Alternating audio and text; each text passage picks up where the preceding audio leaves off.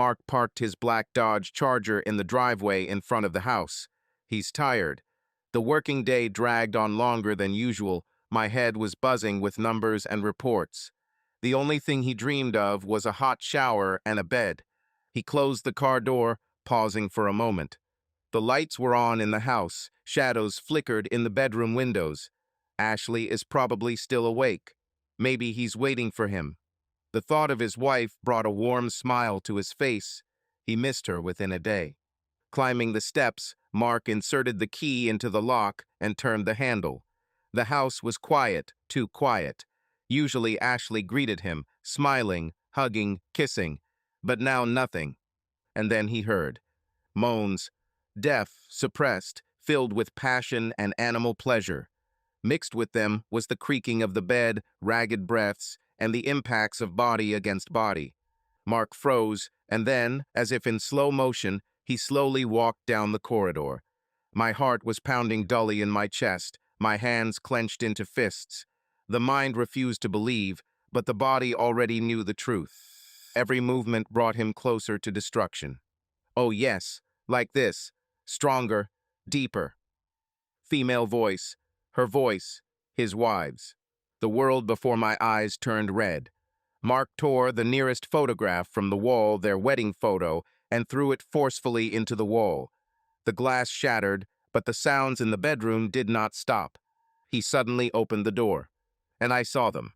Ashley was on all fours, completely naked, her hair disheveled, her back arched, her mouth slightly open in moans. Standing behind her, holding her hips, was Jason, her damn trainer from the gym. Tall, muscular, sweaty, he had sex with her as if it was his last time. The first thing Mark felt was cold. Then everything disappeared except the rage. "Are you fucking serious?" he roared. Ashley jerked sharply, as if she had been electrocuted, and turned around. Her eyes widened in horror. Jason froze in place, frozen like a deer in front of a truck. "Mark, Shut up, bitch." Mark rushed forward.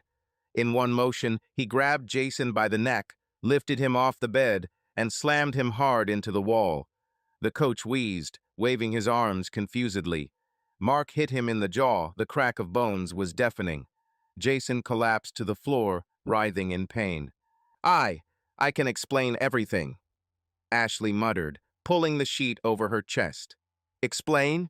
Mark turned to her, barely restraining the desire to tear the room to pieces. "What do you say, Ashley? What is this error? That it is not what it seems? What were you just wrong?" The wife burst into tears, dropping her head in her hands. Mark looked around the room. Their bed. Their damn bed. The smell of sweat. The smell of betrayal. He turned to face Jason, who was trying to get up, but Mark kicked him in the stomach, sending him crashing back to the floor. "Get dressed, you bastard, and get the fuck out of my house," he growled. "Mark, please," Ashley whined. "You too, creature. Get out of here." She jumped up, hastily grabbing her clothes. Jason pulled on his pants, somehow, not daring to look up. Mark watched this with icy calm. When they were finally at the door, he opened it and forcefully pushed them out into the street. "Get out of my life, both." He slammed the door. Silence reigned in the house again. Mark took a few steps back and slowly sank onto the sofa. He looked at the wedding ring on his hand. Thoughts were pounding in my head. She betrayed me. In my house. On my bed. With some damn coach. It was as if the familiar world had cracked, opening a bottomless abyss into which everything was falling. He clenched his fingers, ready to rip the ring off and throw it to hell, but at the last moment he stopped. The ring cut my skin. "No, we need to think things through first." His heart was still pounding, his pupils were dilated with rage. The events of the past minutes seemed like some kind of bad scene from a cheap thriller, unreal, and at the same time searingly painful. Mark noticed that his hands were shaking. In addition to anger, a nagging pain appeared in my chest, a nagging awareness of loss. Images flashed before my eyes, a wedding where they laughed, kissing to loud applause, the first trip to the seaside together when they didn't get out of bed at night, their common house, which he bought, dreaming of children and a dog. Now it all seemed like empty illusions. He stood up from the sofa, straightening his back with difficulty, as if crushed by the weight of betrayal. In the mirror opposite, he saw his reflection. Disheveled hair, a wild look, the muscles in his neck were tense, so that it seemed that the veins were about to burst. A picture immediately surfaced of him squeezing Jason's neck and hitting him in the face. The memory of crunching bones made Mark's jaw clench. "Damn bastard," he whispered, gripping the armrest of his chair with his fingers. "I should have killed him." A wave of anger came again, but something inside kept him from another attack of rage. "Enough. I need clarity. Calm." He looked around the room. Pieces of a broken photo frame lay in the hallway. Among them was a fragment of a wedding photo in which Ashley smiled, clinging to him. Mark slowly approached, bent down, and took this piece of paper in his hands. Wife's face, her happy, shining eyes. My memory flashed back to how she said then, "You are the best thing that happened to me in this life." He squeezed the paper. The desire to tear it in half beat within him, but instead Mark put the piece in his shirt pocket. I didn't want to burn bridges or throw new tantrums now. Too much anger, too much pain. We need to figure out what's next. As he went up to the bedroom, he felt disgusted. There was still the smell of someone else's sweat, which now seemed like the acrid stench of betrayal. The bed was rumpled, the sheet had slipped to the floor, the whole scene screamed of recent betrayal. Mark felt his gut tighten with disgust and sharply opened the window, letting in fresh air. "I'll never sleep here again," he managed. Unable to restrain himself, he pulled off the remaining sheet and angrily threw it on the floor. I noticed a telltale stain on the mattress from sweat or perhaps their shared passion. I wanted to take it all out into the yard and burn it. Burn it to hell so that not even the smell remains. However, instead, Mark walked out into the hallway and headed to the bathroom. He opened the tap, letting the water drain, and suddenly felt it shaking again. Adrenaline was boiling in the blood. The heart was pounding so that it seemed to shake the whole body. He sat down heavily on the edge of the bathtub, closed his eyes, and tried to breathe deeper. The water rumbled, raising steam, and his silhouette trembled in the mirror. A few moments later, Mark took off his shirt, threw it on the floor, and stood under the hot stream, praying that the water would wash away everything pain, rage, betrayal. But the hot drops only rolled down the skin, bringing no relief. Ashley's gaze was before my eyes, frightened, pleading, pitiful. And the way she shrank under his cry, how she made excuses. What if she wanted to leave for a long time? What if all of this was just a matter of time? Mark pressed his forehead to the tiled wall. Instead of answers, there were only questions and devastation. After several minutes that seemed like an eternity, he stepped out of the shower, quickly dried himself off, and, without bothering to look for clean clothes, walked barefoot into the living room. There, on the table, lay his phone. Call someone? Tell? To whom? He thought about his friends, about his parents, but could not make up his mind. The lump of shame and pain was too huge to throw it out. The wound is too fresh. Mark ran his fingers across the screen and opened his contact list. His gaze caught the name Ashley. Next to the heart, he once wrote down her number like that in a fit of love. Hands froze. The desire to press call and express everything that had accumulated struggled with complete impotence. Why talk? She had already made her choice anyway. He put the phone down and looked out the window. The night was quiet, moonless. Somewhere far away, a dog howled. The neighbors were asleep, and only a couple of houses had dim lights. Mark suddenly felt like a stranger, thrown out of his own life. The house he built for family and comfort began to resemble an empty sarcophagus, soaked in betrayal.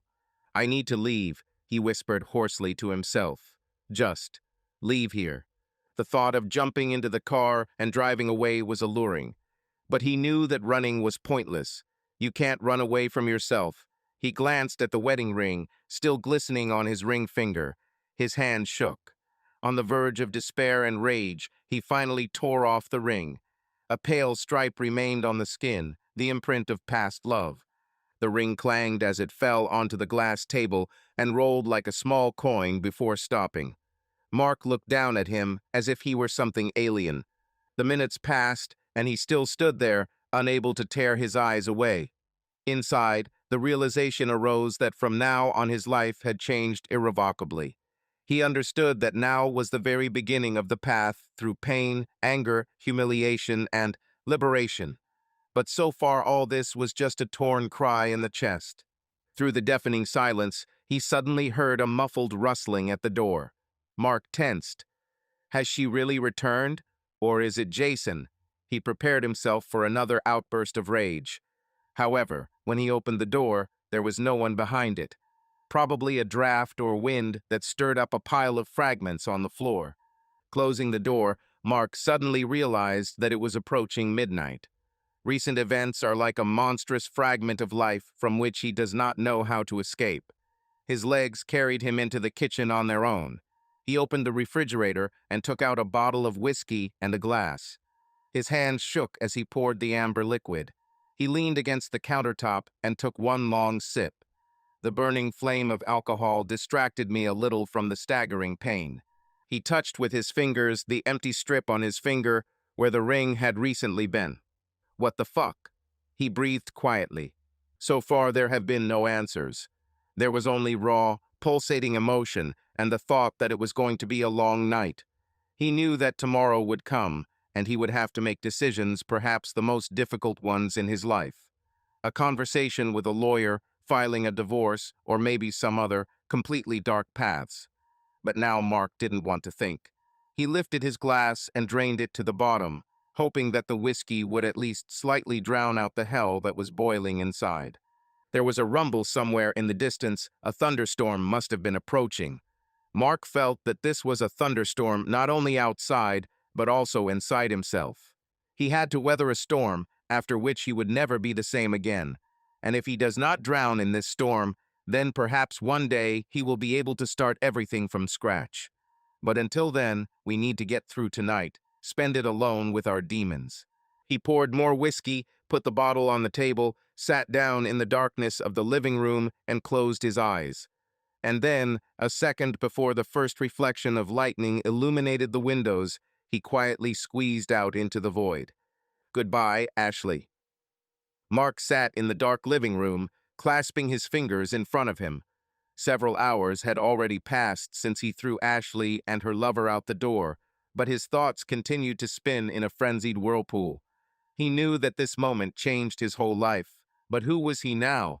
Was he simply a victim of betrayal, or a person who will be able to pick himself up piece by piece and move on?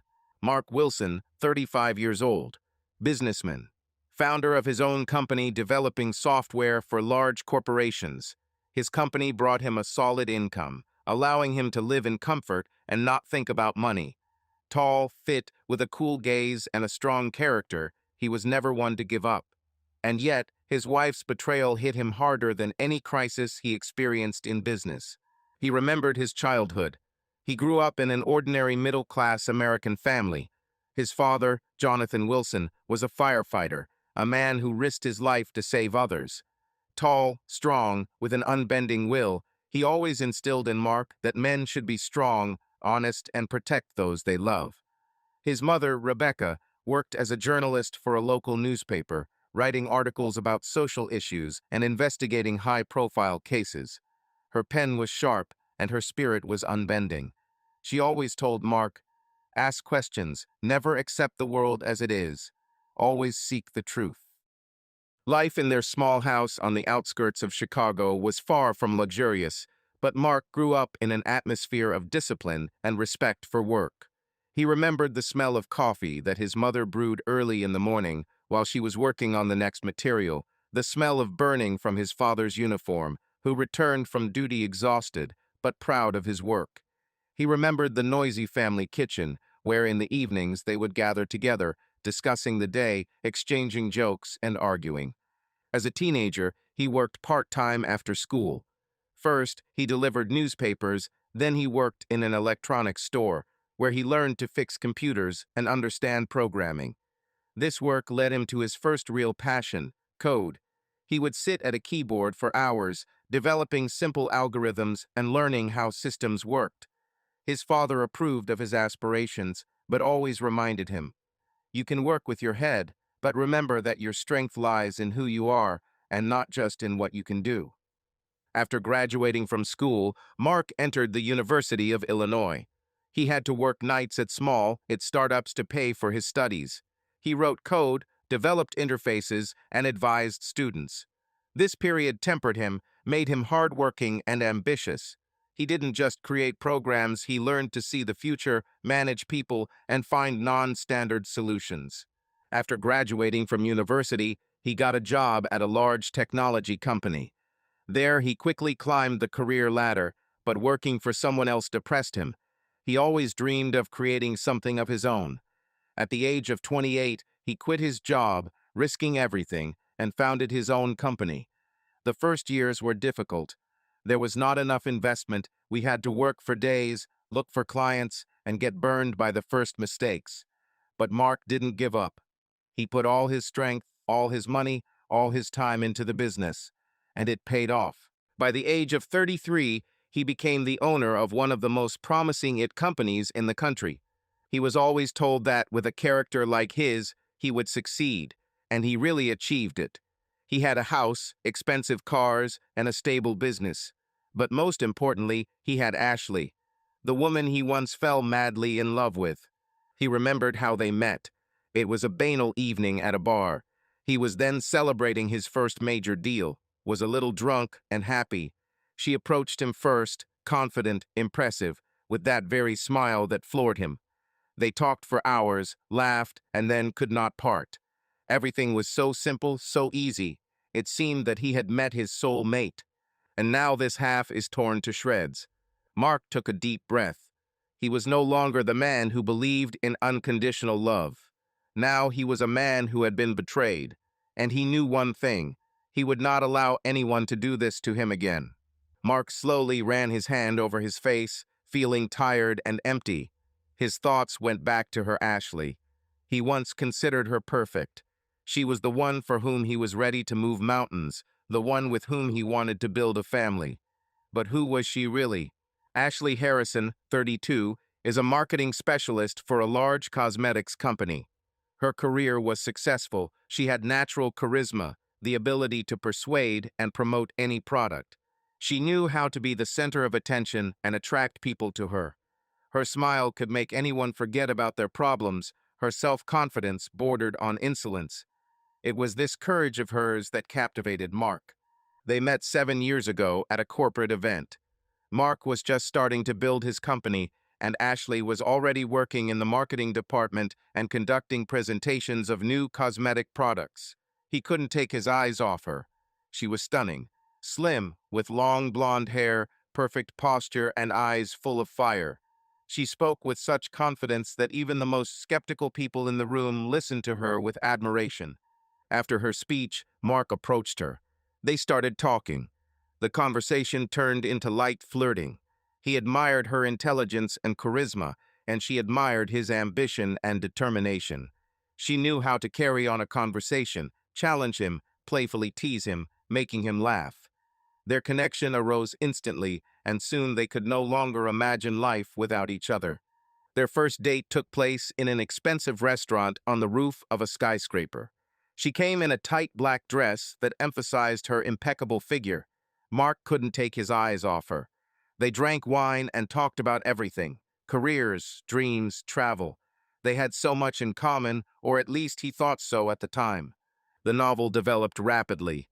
6 months later, he invited her to move in together. They bought a cozy apartment in the city center, furnished it together, discussing every detail. He saw her caring, gentle, devoted. She inspired him to new achievements and supported him when he doubted himself.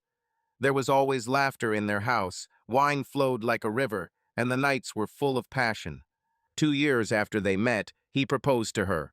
It was perfectly planned, a romantic trip to Paris, dinner on the terrace overlooking the Eiffel Tower, a diamond ring that he had chosen with the utmost care.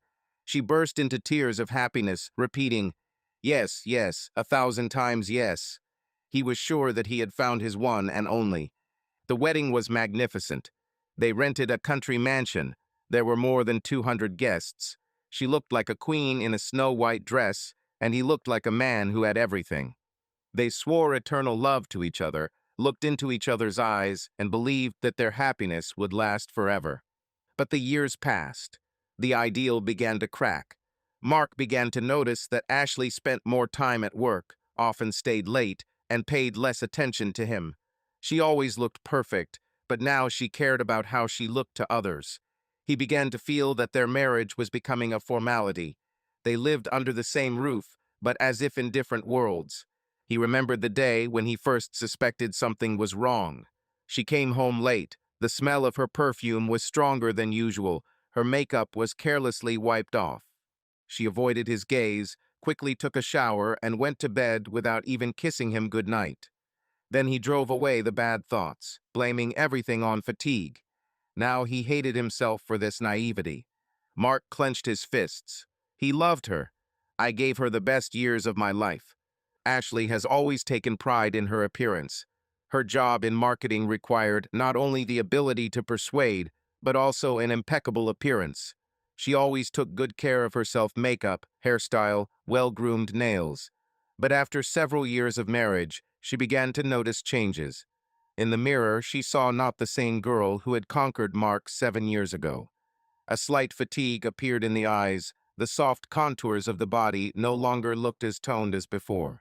The turning point was a conversation with a friend during a bachelorette party. "Ashley, you used to be in amazing shape," Rachel said, examining her carefully. "You still look gorgeous, but if you want to stay on top, the gym is your best friend." These words struck a chord with her. Her vanity, her desire to be perfect. That same night, she lay in bed next to Mark, who had long since fallen asleep, and scrolled through websites with the best gyms in the city. She chose the most expensive, most prestigious. The one where successful people train, where you can not only tone your figure, but also make useful contacts. The next day, she signed the contract. The first classes were difficult. Her muscles ached. Sweat interfered with her beautiful image. But this did not stop her. She trained with complete dedication, burning away all her doubts and insecurities. She felt her body taking shape again, her clothes starting to fit differently, her confidence growing every day. And then he appeared, Jason Carter. Tall, athletic, tanned. One of the best trainers in the gym, the one who had a line of clients wanting his attention. He was the embodiment of masculinity, strength, charisma. "Are you new?" he asked when she was once again struggling with the leg press. "Yes, I'm trying to get back into shape," she smiled, straightening her hair. "I could help if you want," he offered, leaning closer. And that was the beginning. Ashley has always been a confident woman. She is used to keeping everything under control: her career, appearance, family life. But with Jason, it was different. He was a danger, a fire that beckoned her, even though she knew she could get burned. She tried to convince herself that it was just a hobby, that she was only attracted to him because he was her coach. But with each new lesson, he penetrated deeper into her thoughts. Their romance began almost by accident, or perhaps it seemed so only to her. After one of the workouts, Jason suggested that she stay 15 minutes longer to show her some new exercises. Around 10 in the evening, the hall was almost empty. Only a couple of people were doing stretches in front of the mirrors. He walked up behind her, his hands sliding over her shoulders, correcting her posture, then lingering a moment longer than necessary. "Relax," he whispered in a low voice. She felt a heat run through her entire body. This was something new. Mark had never spoken to her in that tone, had never touched her like that. She knew it was wrong, but the desire pierced her stronger than the guilt. A few days later, she stayed after training again. They stood side by side, breathing heavily after intense exercise. He smiled at her, wiping sweat from his forehead. "You're doing a good job, Ashley." His gaze lingered on her face a little longer than it should have. "But you can do more." She swallowed the lump in her throat. "Will you show me?" And he showed. He showed it again and again, but not only in the hall. Their secret meetings became more and more bold. First short conversations after training, then messages late at night. Then the first meeting outside the gym. A hotel rented for a couple of hours, the smell of sweat mixed with her perfume, hot touches that she had never experienced with Mark. She felt like a different woman next to Jason. He didn't ask questions or discuss plans for the future. He simply took her, making her forget about everything. It was an animal attraction, something forbidden, devoid of obligations. She knew this was not love. It was an addiction, and the deeper she sank, the less she wanted to stop. The next morning, Mark woke up with a heaviness in his chest. He barely slept, lying in the dark and reliving the events of the previous night. Ashley's betrayal hit him in waves, crashing into his consciousness with renewed vigor. Pain, anger, disgust. He looked at the ceiling, trying to convince himself that this was reality, that this really happened. But the worst thing was that even knowing this, he could still smell her on the pillow. This smell was once familiar, beloved, but now it seemed unbearable. He slowly got out of bed and walked into the bathroom. The icy water falling from his face did not wash away the betrayal. It soaked into his skin, burned into his mind. The doorbell rang. He knew who it was. He didn't open it right away. Let him wait. Let him feel at least a fraction of what he felt. Let him stand in the cold morning wind. Let him tremble with uncertainty, as he trembled last night when he heard her moans in his bedroom. Several minutes passed. Another ring, then a light knock. He slowly walked towards the door. Every second was difficult for him. A voice filled with anger and resentment sounded in his head, but he forced himself to calm down. Don't show weakness. When he opened it, Ashley stood in front of him. His hair is disheveled, his face is swollen from tears, his clothes are wrinkled.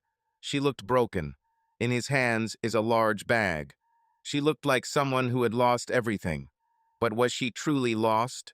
Mark. Her voice trembled, but there was hope in it. Hope for what? For forgiveness. That he will take her back? He was silent, glaring at her. I waited for her to speak, but I wasn't going to make it easy for her. I came to get my things, she whispered, lowering her head. He took a step back to let her pass. She entered slowly, as if she was afraid that he would stop her or hit her with a word. There was tension in the air, so thick that it seemed you could touch it. She walked into the bedroom and stopped when she saw scattered things, traces of the previous night. The fragments of their lives scattered across the room. Her eyes lingered on the broken photo frame, where not long ago they were smiling, seeming like a happy couple. I don't know what to say, she sobbed, pressing her hand to her lips. I'm sorry, Mark.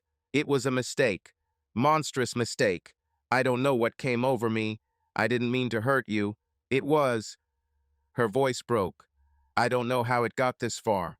He crossed his arms over his chest, continuing to glare at her with an icy gaze. Error. His voice was saturated with coldness and contempt. You call this a mistake? A mistake is forgetting to close the door. A mistake is to confuse the date in a document. And you knowingly had sex with someone else in our house. In our bed. Did you call him the same as me? She closed her eyes, sobbing, tears running down her cheeks. I love you, Mark. I didn't mean. Don't you dare. His voice became sharp, almost cutting. Don't say those words. Love. You have no idea what this means. She took a step towards him, extending her hand, but he immediately pulled away, as if touching something poisonous. I'm ready to fix everything. Her voice became pleading and trembling. I know it's unforgivable, but I was stupid, I was confused. This doesn't mean I don't love you. Please, Mark, can we try? He looked at her coldly, without blinking. We? No, Ashley. There is no us here anymore. You ruined everything. I'm filing for divorce. This is not even discussed. She gasped, shaking her head, her fingers clenching on her bag. No, Mark, please don't say that. Give me a chance. Chance? He smiled bitterly. You've already taken your chance, Ashley. You have made your choice. Now live with it. She looked crushed. Her shoulders slumped, her lips trembled. But he felt no pity. Take your things and leave. She didn't move. Her eyes darted around the room as if she was trying to find something that could save her, something she could cling to. But there was nothing, only an ice wall between them. Mark, I can't just leave. You loved me. I was your wife. It was, he said. Now you're just the person I once knew. Mark turned away and left the room. Mark sat on the edge of the bed, staring at one point. His thoughts uncontrollably carried him back into the past, to where everything seemed simple and bright. He closed his eyes, letting the memories wash over him. Their wedding. It was a warm summer day. Ashley walked towards him in a snow-white dress, as if she had stepped off the cover of a magazine. Her eyes shone, she smiled that very smile that he loved more than anything in the world. As she approached, her hand gently fell into his, and at that moment it seemed to him that they were not just getting married, but finding each other again. They laughed, they danced. He remembered how at the end of the evening, tired but happy, they ran away from the guests onto the balcony to simply enjoy the silence and each other. She pressed herself close to him and whispered, "I love you so much, Mark. I promise that we will always be together." Then these words seemed indestructible, carved in stone. Then his memories took him to their first apartment. Small, cozy, full of laughter and love. They spent hours discussing their future and making plans. They wanted children. 2, maybe 3. Ashley dreamed of a house by the lake, and he dreamed of a large yard where their children would play with the dog. They planned trips, imagined growing old together, holding each other's hands. Mark ran his hand over his face, feeling his chest tighten. All this happened. It all seemed real. But now, he opened his eyes and looked at the empty room. Instead of joy, there is emptiness. Instead of dreams, there are ruins. Instead of forever, goodbye. The contrast between past and present was painful and destructive. He sighed and clenched his fists. There was no point in clinging to the memories, but they wouldn't let him go. What was true? Those moments that once warmed his heart, or that cold horror that settled inside him now? Mark wasn't going to just sit and chew on his pain. He wasn't the kind of person to put his head down and let someone ruin his life without consequences. Anger pulsed through his blood, demanding an outlet, and he knew what he had to do. Jason Carter. Strong, confident, self-satisfied. He must have felt invincible fucking other people's wives while their husbands worked. Mark wasn't going to leave it just like that. From the very beginning, Mark decided to act methodically. He created a separate folder on his computer where he put every detail he found, every little thing, reviews, screenshots from social networks, comments in forums. Some of the posts were old, with dates from a year ago, but they already contained similar hints about the too close coach. Others were completely new. Users complained about too intrusive compliments or friendly touches. Individually, this may have seemed like a trifle, but taken together it became a menacing picture. An important step was visiting the gym, but Mark avoided a direct meeting. He rented a small apartment nearby, where he could sit quietly in his car and watch clients. Every morning at 7 o'clock sharp, Jason arrived in a gray SUV. He smiled at everyone who came his way, and his smile was confident, self-confident, exactly the kind that infuriated Mark the most. Through the wide glass of the gym, part of the gym was visible. Sometimes Mark saw Jason helping clients, apparently especially those who were not yet very familiar with the equipment. He leaned close to them, touching their hips or back, showing the correct position. Sometimes from the outside it could look almost innocent, but the habits were too intimate. Mark noticed how some girls smiled at him, while others seemed embarrassed or even tense. 2 weeks of observations confirmed everything Mark had read in the reviews. Jason started talking to young clients, sometimes keeping them after their workouts. And here is one of them, a fragile student named Anya, judging by the bracelet with the inscription on her hand. She was clearly nervous when Jason spoke to her. He became too persistent, showed her something on his phone, and she just lowered her eyes. Mark didn't hear the words, but he knew from the girl's expression that she didn't like it. One evening, when training was over and almost no one was left in the gym, Mark caught the moment when Jason and Anya walked out side by side through the service exit. The girl looked confused, as if she didn't know what to do with herself. Jason seemed to be insisting on something, gesturing with the phone, perhaps trying to get her number or trying to persuade her to meet outside the hall. At that moment, Mark felt rage flare up in his chest. But he managed to maintain control. He took out his smartphone and took several pictures. This was the key he had been waiting for. Photos, short videos, screenshots, everything that could be sent to the management of the hall and on social networks. The work began quietly at night over a cup of bitter coffee. Mark created an anonymous account and began sending out materials. He was careful about who he wrote to and phrased his messages so that they sounded convincing and non-provocative. He knew that if he pushed too hard, people might think it was all fake or an act of revenge. But these recordings were real evidence, and this was quite enough to sow doubt. First, he wrote to the gym management. I attached photos and indicated in the subject line, inappropriate behavior of Coach Jason Carter materials for internal review. He then sent messages to a popular city group where local businesses and services were often discussed, as well as to several bloggers who specialized in exposing untrustworthy workers. It only took a couple of days, and the first reactions appeared. Someone commented on the post in the group, saying that they themselves had experienced Carter's obsessive behavior. Some, on the contrary, defended him as the best coach who is just friendly. But the main result was achieved. Jason no longer looked untouchable. The next morning, there was a tense atmosphere outside the gym. Mark, as usual, arrived and sat in his car. He noticed how several employees and clients crowded around the entrance, excitedly talking about something. Jason stepped out of the car, seeming to try to maintain his usual confidence, but there was a hint of nervousness in his posture. He tried to explain something to his colleagues, but they looked puzzled and were clearly not too happy to see him. After some time, one of the employees of the hall, apparently an administrator, walked inside without even looking him in the eye. At lunchtime, there was a short, closed meeting of management. Mark couldn't get there, but he saw the gym director and two other managers enter the office, closing the doors behind them. Jason looked tense as he walked by, as if he knew that something was going wrong, and he would still have to answer for his actions.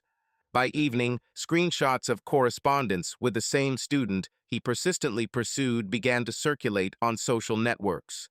It seems that the girl, feeling supported and seeing that she was not alone, decided to stop being silent and told details about Jason's constant hints and attempts to schedule personal training at his home. Her friend posted this on her story, tagging the gym's account. The information was unfolding before our eyes. Mark, sitting at his computer, looked through the comments with cold determination. Many wrote that Carter behaved like a real predator, and that perhaps there were more such cases than it seems. Some recalled similar stories, others reposted them, outraged by the inaction of management. But the management was no longer inactive. The manager in charge soon published a laconic statement that an investigation was underway, and if the facts were confirmed, the coach would be suspended from work.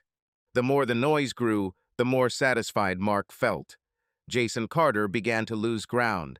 Someone who was used to being the center of attention and enjoying the status of a gym star suddenly found himself under a barrage of accusations and gossip. The reputation he had built over the years was crumbling right before his eyes. A hurricane was raging inside Mark. He thought that revenge would bring him relief, but it did not. Every new day was a struggle with myself, with emotions, with the emptiness that settled inside. He felt like his life was falling apart, like something inside him was breaking and refusing to come back together. He began to spend more time in the gym. The iron, the rattle of the barbell against the racks, the pain in the muscles, all of this somehow helped to drown out the pain in my heart.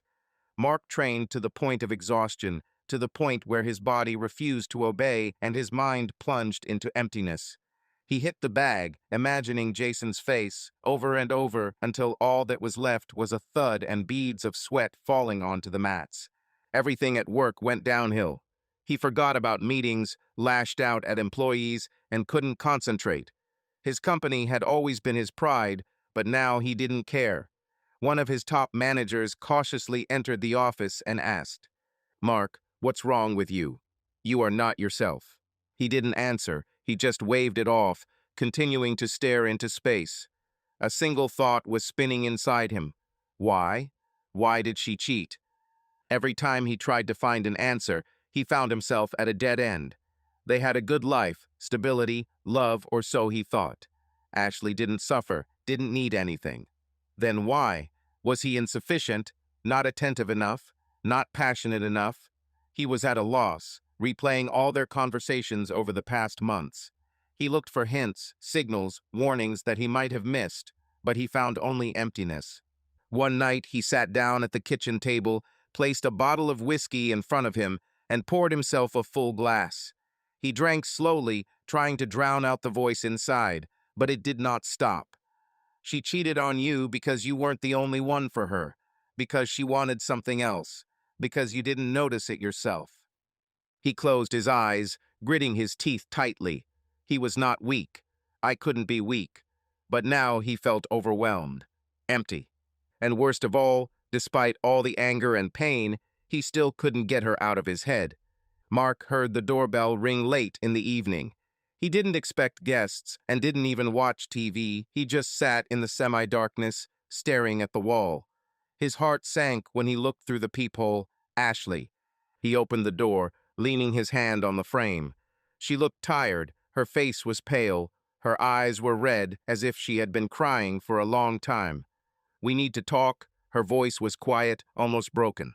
Mark grinned and crossed his arms over his chest, trying not to show off the surging anxiety.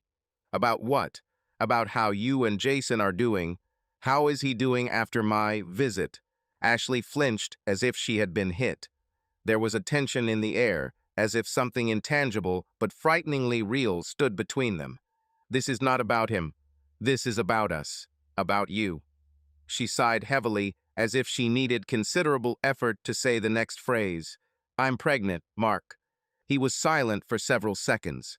Surprise, fear, resentment, everything mixed into an incomprehensible tangle. Finally, he squeezed out, "Well, congratulations." His voice sounded cold and distant. "Just one question. Is this my child, or are you not sure?" Ashley's bottom lip trembled. She clenched her fist, trying to cope with the feelings that overwhelmed her. I don't know," she admitted, not finding the strength to lie. Mark laughed a short, sharp laugh without a trace of joy. "Of course you don't know. How can you know if you've been jumping from one bed to another?" Ashley bit her lip and looked away. "Mark, please. I'm confused. I made a mistake. But it's true, I don't know who the child is from. And I don't want him to grow up without a father. If he's yours." Mark took a step forward. Ashley, recoiling, involuntarily stepped back. He saw the fear in her eyes, and it strangely gave him a feeling of gloomy superiority. "Do you know that your Jason is not just some kind of coach, but a real womanizer?" Mark muttered, looking her straight in the eyes. "He's already been through this with other women. He seduced his clients, slept with them, and then disappeared. Maybe you're next?" Her eyes widened in shock. This is not true." She said this more to herself than to him, as if she was trying to convince herself. "Sure?" Mark leaned closer. "I saw evidence, talked to people. With one of them, he also waited until she announced she was pregnant and then ran away. Do you think a different fate awaits you?" Ashley closed her eyes, and her face was distorted from internal pain. "I don't know. I don't know what to do," she whispered, as if losing her last stronghold. Mark stepped back and ran his hand over her face, peering into her despair. In the depths of his soul, he wanted to stop all this, to hold her close to him, to tell her that everything would be fine. But pride and resentment screamed louder within him. "So what now?" he asked, trying to keep his voice even. "Have you come to me for salvation, for forgiveness? Do you think I will forget everything and sit and wait for the birth of a baby who may not be from me? Ashley bit her lip so hard that a drop of blood came out. "I should have told you in person. I understood that you would find out sooner or later, and I don't want to lie. I'm confused, but I'm scared to think that this child could be left without a father." Mark smiled bitterly. "I'll tell you what will happen," he said harshly. "We will wait for the birth of the child. Let's do a DNA test. If it's not my child, you'll never see me again." She stood in the hallway, as if backed into a corner, looking down at the floor, not daring to raise her eyes. What if? She finally spoke, almost in a whisper. What if he's still yours? He crossed his arms over his chest, trying to drown out the panic that rose in his chest like a quiet stab of pain. Then I'll take responsibility, he said. But that doesn't mean I'll forget how you betrayed me. You will have to prove for a long time that you are worthy of trust. Ashley sobbed and covered her face with her hands. For several seconds they stood there in silence, listening only to the beating of their hearts and the muffled sounds of the night outside the door. Mark, she finally whispered, lowering her hands and looking at him with endless sadness. I'm really sorry. I know how it sounds, but I didn't mean to hurt you. Everything got out of control. Anger flared in his eyes. For a moment he wanted to reveal everything he thought about her, to shout, to accuse her. But something inside stopped him, as if reminding him, she suffers too. Do you think this makes me feel better? He asked in response. You think I don't feel betrayed? She was silent, head down. Mark realized that her confusion was the very punishment she herself became a victim of her mistakes. And despite his own pain, he felt some strange satisfaction. He should have been the one who was betrayed, and now she was trapped, where there were no simple answers and no easy ways back. He shook his head, taking a step to the side to make way for her to leave. Go, Ashley. His voice sounded quieter than a minute ago. I need time to think about everything.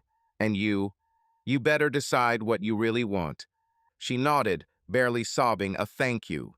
And without raising her eyes, she left the apartment into the night, leaving Mark in the corridor with an agonizing feeling of loss and a bitter desire to turn back time at least a little.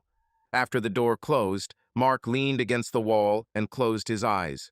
It seemed to him that his heart was being squeezed in a vice.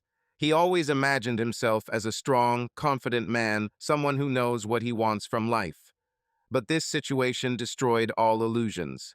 Now he couldn't understand what hurt more: the possibility of losing a child who could have been his, or accepting him and continuing to live, knowing that Ashley had once exchanged him for another.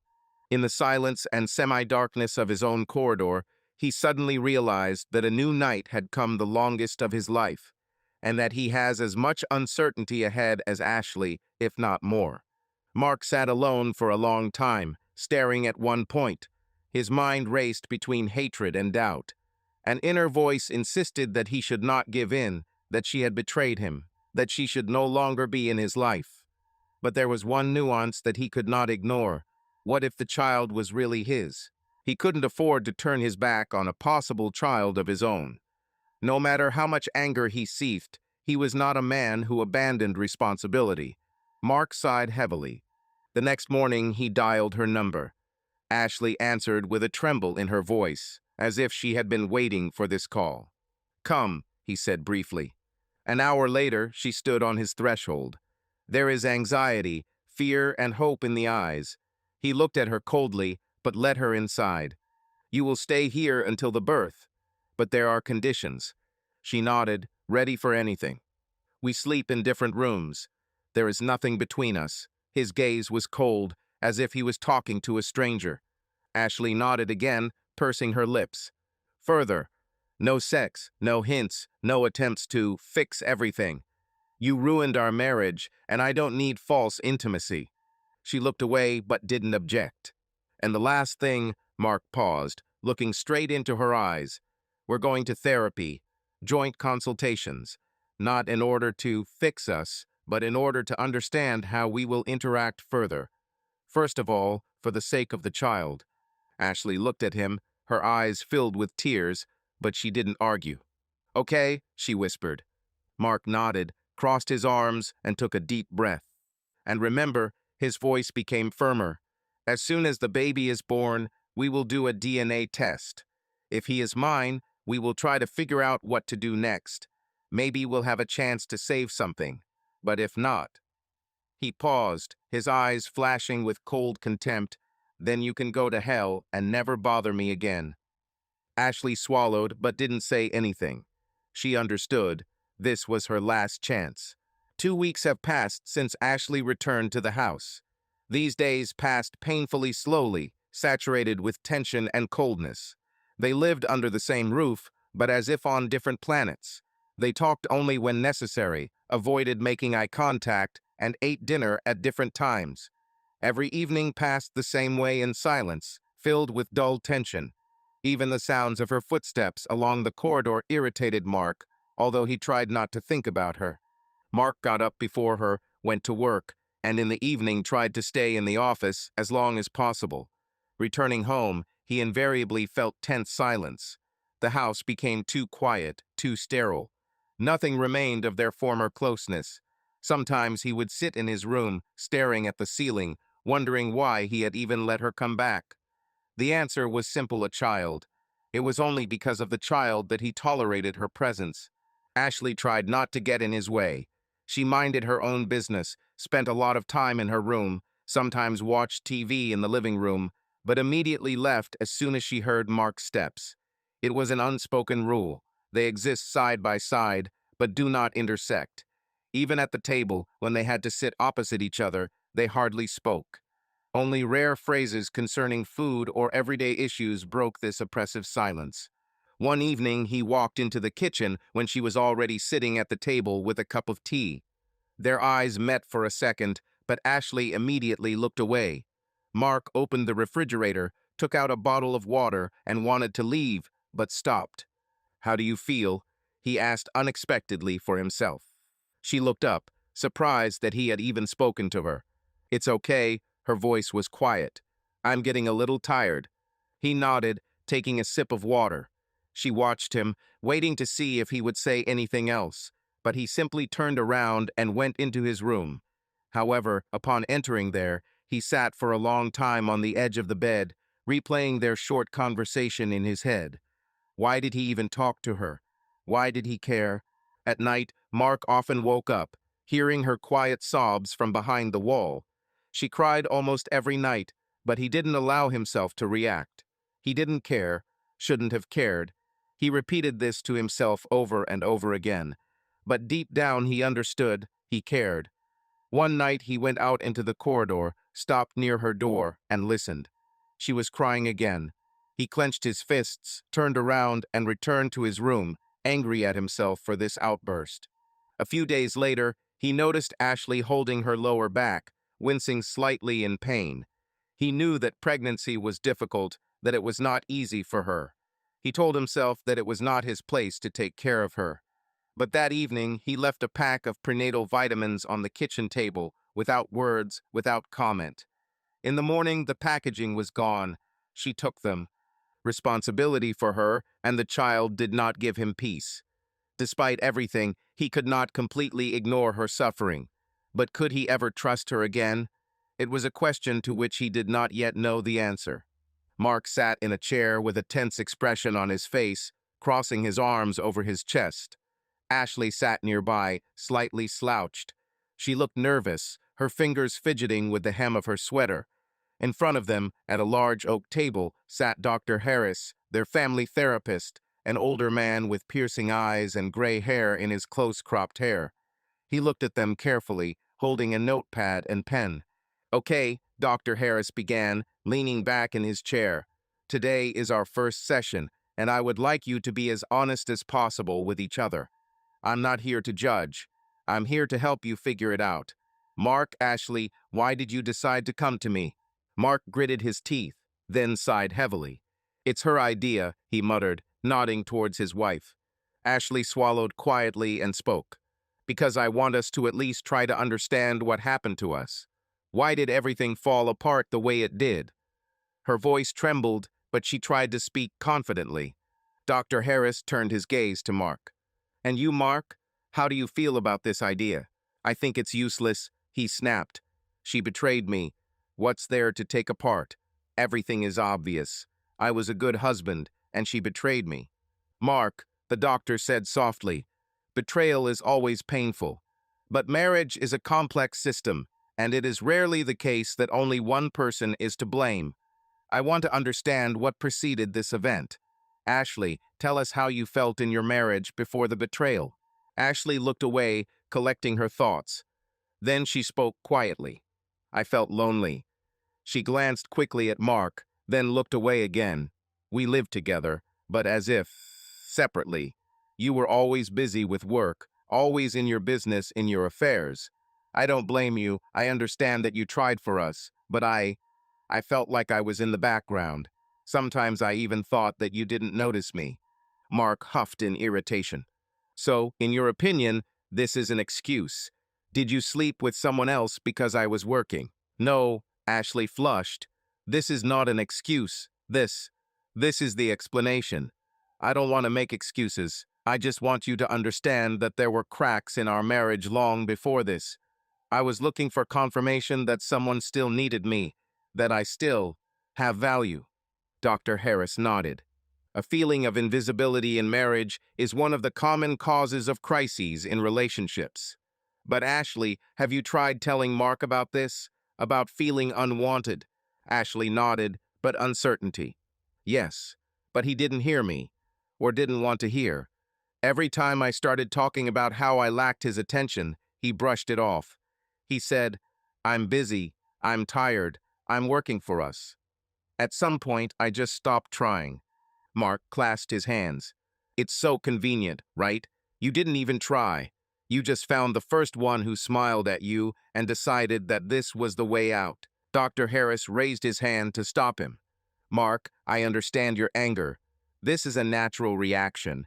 But let's try not to blame each other, but to get to the root of the problem. Have you really noticed that Ashley feels lonely? Mark was silent. He wanted to say no, but something inside him didn't allow it. He remembered all those evenings when he would come home late and Ashley would sit cross-legged in the living room, clearly waiting for him. I remembered her disappointed sighs when he answered her in monosyllables, burying his face in the phone. He remembered the moments when he saw sadness in her eyes, but did not try to understand the reason. He cleared his throat, not knowing what to say. Maybe I really didn't notice. Maybe I was too focused on work. Ashley looked up at him in surprise. Dr. Harris smiled slightly. This is already a step forward. Recognizing a problem is the first step to solving it. The question is, do you both want to figure out what happened and try to change something? Mark looked at Ashley, then looked away again. I don't know, he admitted honestly. Ashley nodded, her lips trembling. I understand, but I want to try. I want you to understand me, at least a little. Dr. Harris sighed. So we have something to work on.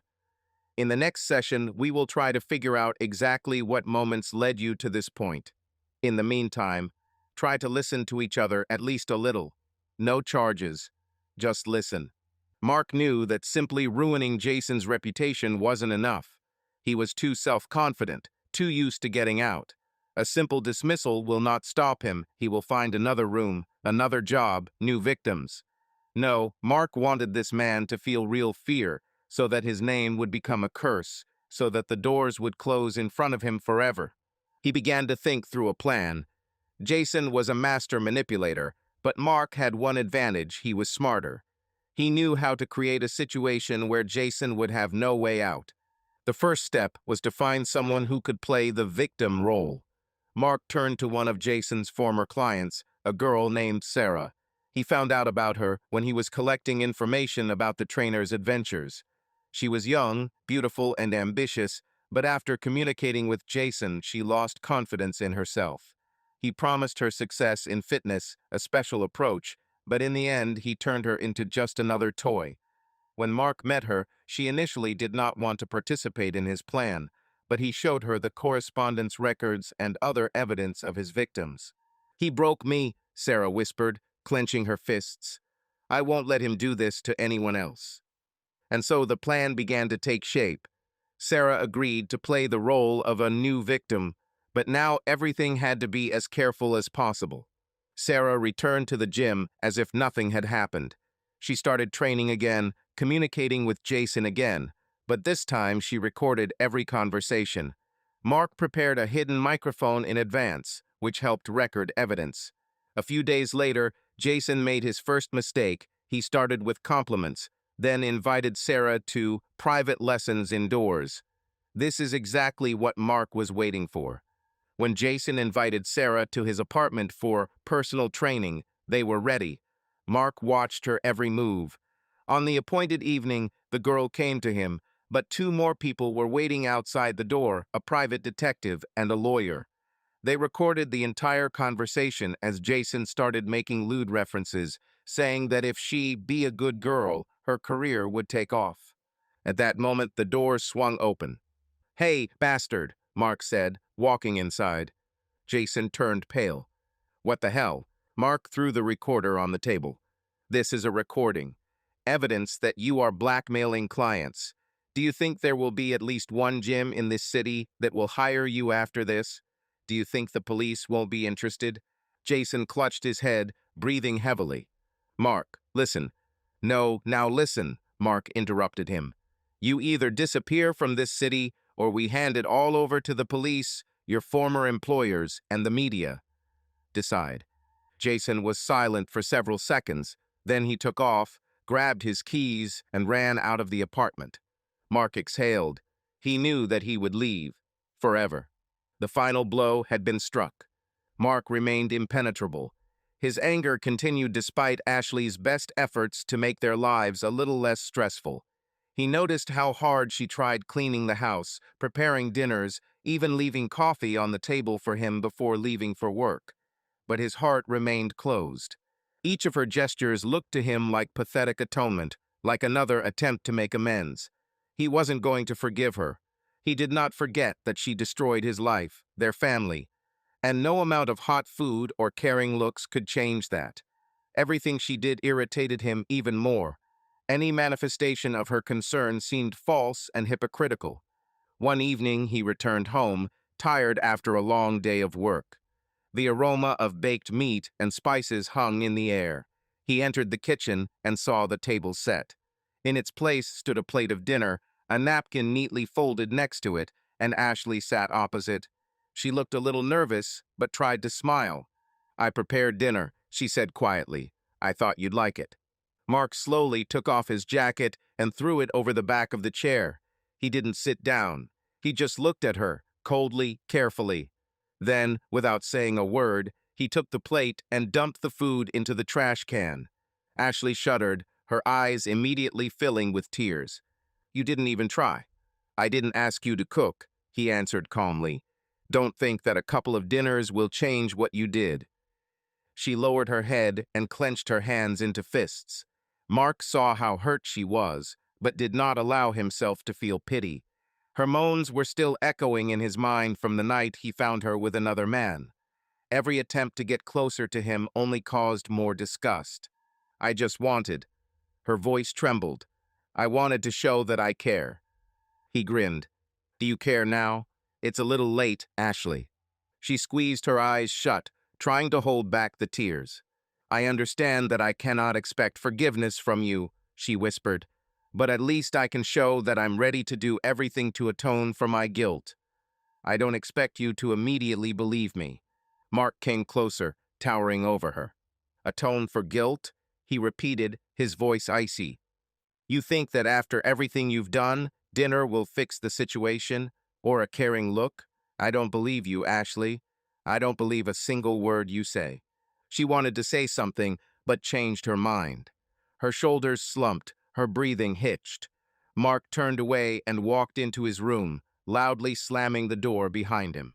Left alone, Ashley sat down on a chair, covered her face with her hands, and burst into tears. Mark woke up in the middle of the night, feeling strangely restless. He lay in the dark, listening to the silence of the house, but after a few seconds he heard a faint sound. Quiet, muffled. Crying. The sound came from the next room. Ashley. He clenched his teeth and turned to the wall, trying to ignore it, but the tears sounded so sincere, so heartbreaking that he could not simply turn off his emotions. She was not just crying out of sadness, it was the same deep, hopeless cry of a person who had lost everything. And the worst thing was that he knew that she had lost him. Mark closed his eyes, trying to block it out. Her problems, her guilt, her tears, let her cry. But something inside him protested. It scratched from the inside and did not allow me to fall asleep again. He rolled over and covered his ears with his hands, but the sound of her quiet sobs was still clear. It was as if he was cutting him alive. He remained in the same position for several minutes, hoping that the sound would subside, but it did not subside. On the contrary, the sobs only became louder, and then suddenly broke into a hoarse sigh. He heard her try to stop her tears, but she couldn't. Crap.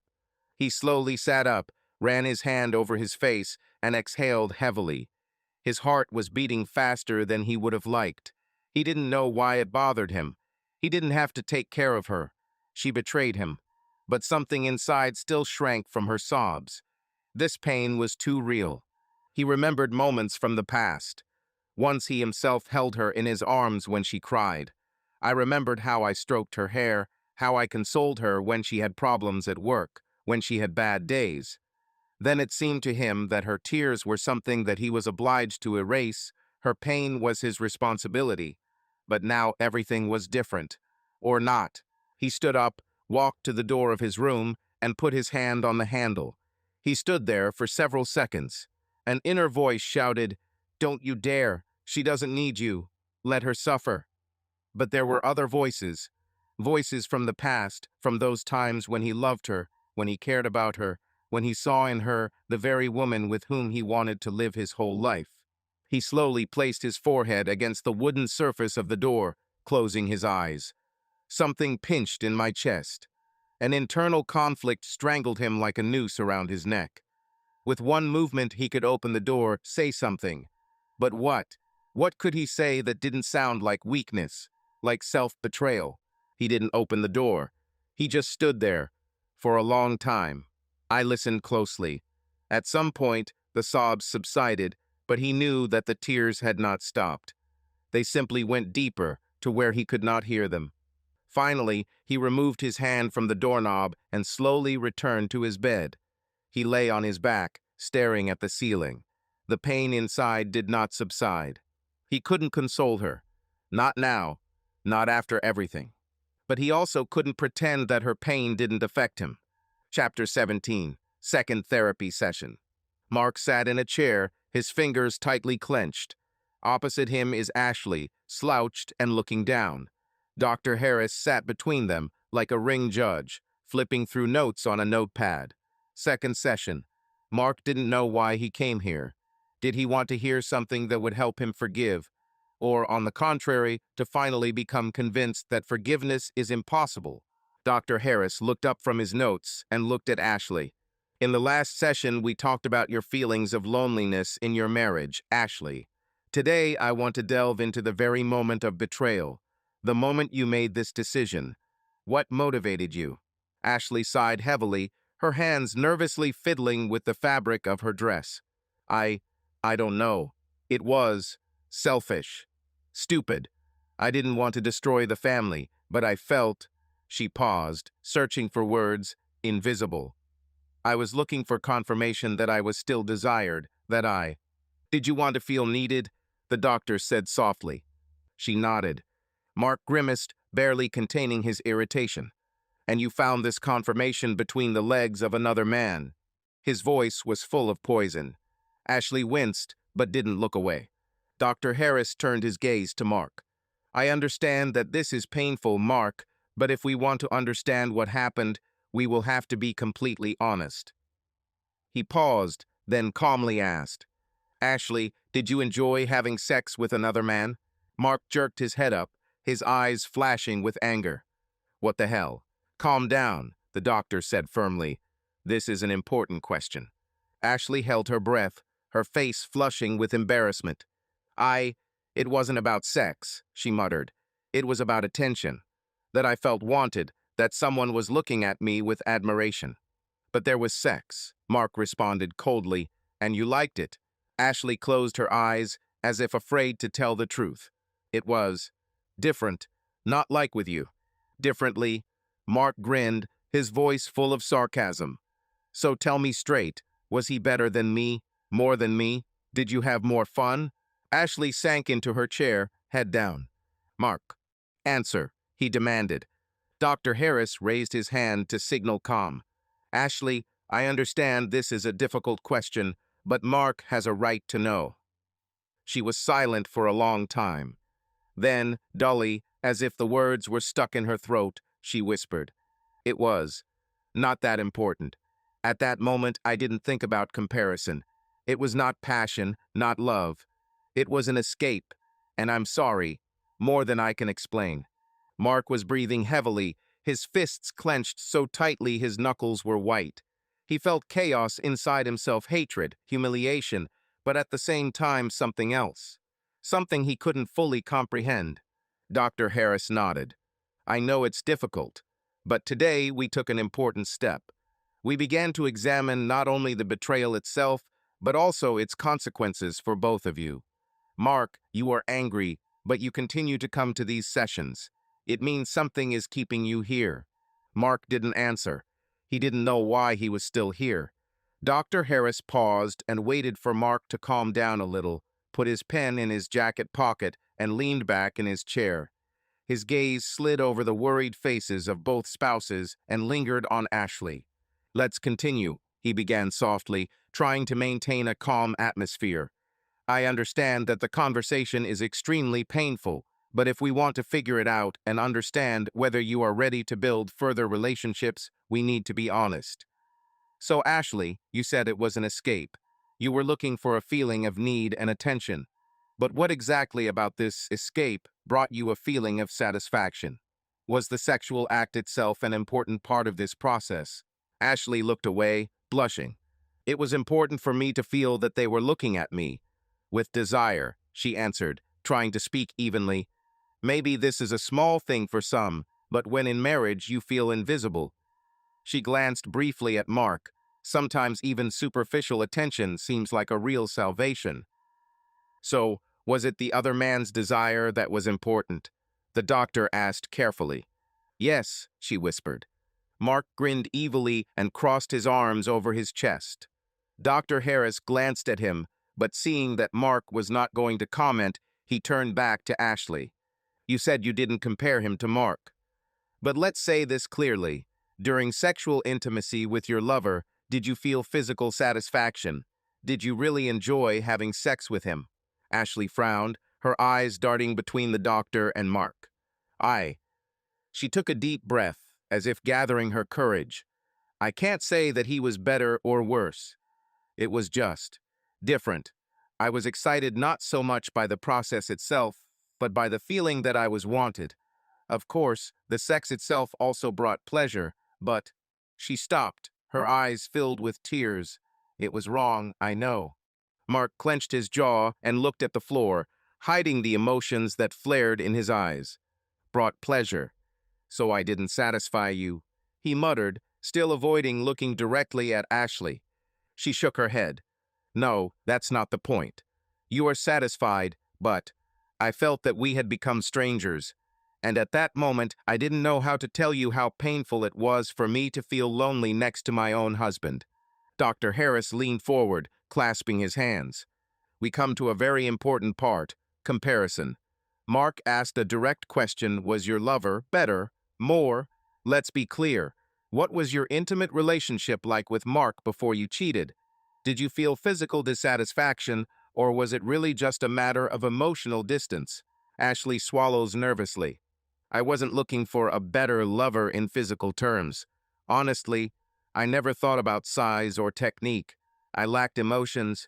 I felt unwanted, and he, another person, complimented me, looked at me as if I was special. And this turned out to be decisive." Mark raised his head sharply, bitterness rang in his voice. "So, as soon as someone said a few beautiful words to you, you immediately went to bed?" Ashley closed her eyes.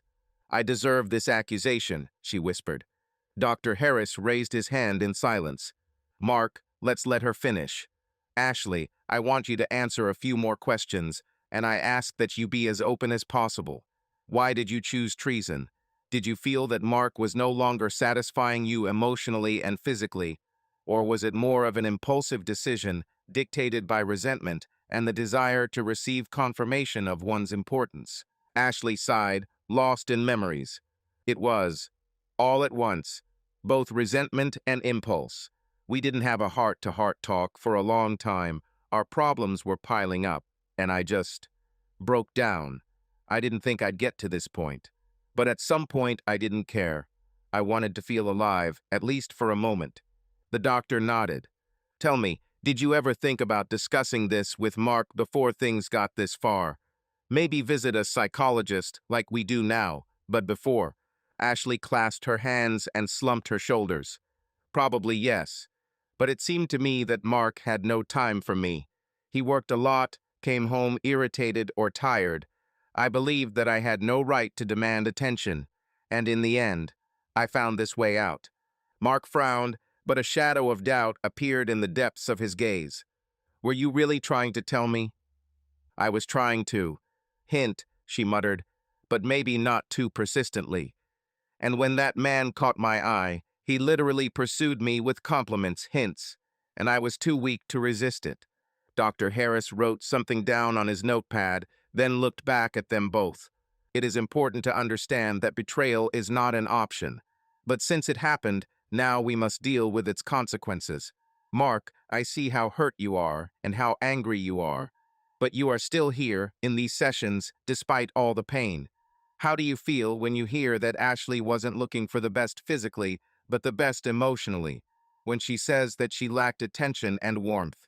Mark sighed heavily and ran his hand through his hair. I feel angry, and I'm offended. I was also lonely in a sense. I also felt misunderstood. But he didn't go left. He closed his eyes, trying to cope with his emotions. Yes, perhaps I am guilty of something. I can admit that I didn't spend much time with her. I was busy with work. But this is not an excuse. She betrayed me, and this is the worst thing. Dr. Harris nodded, allowing Mark to speak, and then turned back to Ashley. I'll ask one more, perhaps unpleasant, question, but it's important to bring all the details to light. Ashley, you mentioned that you didn't feel much passion, but still, can you directly say whether you felt good at the moment of intimacy, or was it more a way to prove to yourself that you are interesting than physical pleasure? Ashley hunched over, as if under the weight of guilt. I felt good, but not because he was superior to Mark or anything like that. Rather, because I felt like a woman desired. It's hard to explain. I know what that sounds like, and it's terrible. But that's how it was, and I'm sorry. Mark clenched his fists, but remained silent. Dr. Harris closed his notebook and looked at both of them calmly. Today, we touched on the most painful points, but without this, you won't be able to move forward. Next time, we'll talk about how to restore or perhaps rebuild your interactions. Mark, this conversation is a test for you, but if there is even the slightest desire to save the marriage, you will have to endure it to the end. Ashley, you also need to be willing to answer honestly, even the most awkward questions, if you want to regain trust. He stood up and, sensing the tense atmosphere, suggested, let's stop for today. Think about what was said. An important part of therapy is not only speaking the truth, but also learning to build new ways of communication. Mark and Ashley stood up in silence. There was still bitterness, resentment, and hidden hope in the air that the open wound could someday heal. Mark didn't know why he agreed. Ashley cautiously suggested looking back at old photos, saying it might remind them of what they used to be like. He wanted to refuse, to say that it was pointless, but something in her voice made him remain silent. Or perhaps he was just tired of the constant tension between them. Now they were sitting in the living room, an old family album lay in front of them. Mark held a glass of whiskey, the ice in which had almost melted, and Ashley slowly leafed through the pages, her fingers barely touching the glossy photographs, as if she was afraid of destroying something fragile. Do you remember this day? She smiled, showing a picture where they stood on the beach, hugging. This was our first vacation together. Mark leaned closer, looking at himself in the photo. He was different, then relaxed, genuinely happy. He remembered how they ran along the sand, how he picked her up in his arms, and she squealed with delight. How they sat around the fire, sharing dreams that then seemed so real, so achievable. The memory made the corners of his lips twitch upward, but he immediately pulled himself together and returned the coldness to his expression. Yes, he answered briefly, taking a sip of whiskey. Ashley sighed and turned the page. In the photo, they were having a picnic in the park. She sat on the blanket, laughing at something, and he looked at her with genuine tenderness. He remembered how that day they got lost on the way to that very park, how they laughed when the GPS suddenly turned off, and how they eventually chose a place near a large oak tree where they spent the whole day. That was the day you said you wanted children. Her voice became quieter. Mark felt his chest tighten. He really wanted it then. I wanted to be with her. Everything seemed so simple, so right. He remembered how they discussed what they would name their children, what kind of eyes they would have, what school they would choose. He even saw in Ashley the very woman who could become an ideal mother. Then he was sure that she would never betray him.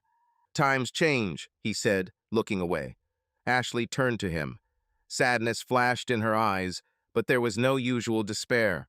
She just looked at him carefully, as if trying to understand if there was still a chance that he could feel anything. Yes, they are changing, but something remains. Mark, tell me honestly, do these moments mean nothing to you anymore? He wanted to say no, he wanted to lie. But damn it, he couldn't. He looked at the photographs again, at his own face in the past, and felt something inside him tremble. He remembered those nights when they fell asleep in an embrace, her hands, her smell, that comfort that he could not find anywhere else.